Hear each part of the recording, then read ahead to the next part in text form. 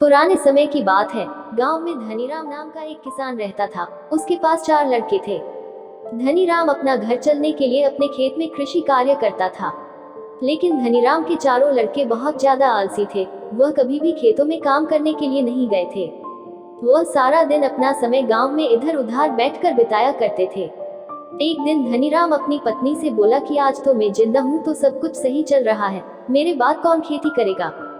हमारे बच्चों ने तो आज तक खेतों में कदम तक भी नहीं रखा है।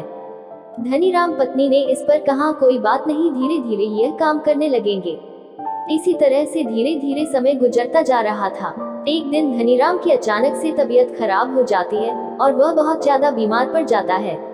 इस दौरान धनीराम अपनी पत्नी से कहता है कि चारों लड़कों को मेरे पास बुलाओ, मेरे पास समय बहुत कम है। इतना सुनने के बाद धनीराम की पत्नी अपने चारों लड़कों को उनके पिता के पास बुलाकर लाती है। धनीराम इस बात से बहुत ज्यादा चिंतित था कि उसके बाद उसके लड़कों का क्या होगा।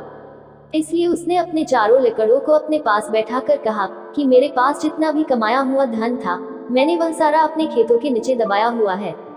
जब मैं इस दुनिया में ना रहूं, तो मेरे बाद तुम खेतों में से दबाया हुआ सारा खजाना निकलकर आपस में बांट लेना है। इतना सुनने के बाद धनीराम के चारों बेटे बहुत खुश हुए। इसके कुछ समय बाद धनीराम की बहुत ज्यादा बीमार होने की वजह से मृत्यु हो गई। धनीराम की मृत्यु के कुछ दिन बाद उसके चारों बेटे खेत में दबे हुए खजाने को खोदने के लिए निकल गए। खेत में पहुंचने के बाद चारों बेटों ने पूरा खेत खोद डाला, लेकिन उनमें से किसी को भी खजाने जैसा कुछ नहीं मिला। इस बात से वह चारों बहुत निराश हुए और उन्होंने घर आकर अपनी माँ से कहा कि पिताजी ने खेत जो खोजने के बारे में बताया था वह एक झूठ था। हम चारों ने पूरा खेत खोद डाला, लेकिन हमें खेत में कोई भी खजाना नहीं मिला। यह सुनकर उनकी माँ बोली कि तुम्हारे पिताजी ने अपने पूरे जीवन में यह घर और खेत ही कमाया है। अब जब तुमने इतनी मेहनत करके पूरा खेत खोद दिया है, तो अब उसमें बीज भी डाल दो। इसके बाद चारों बेटों ने खेत में बीज बो दिए और माँ के कहे गए अनुसार खेत में समय पर पानी और खाद डालने लगे। समय बीतता गया है और कुछ समय बाद खेत में फसल तैयार हो गई।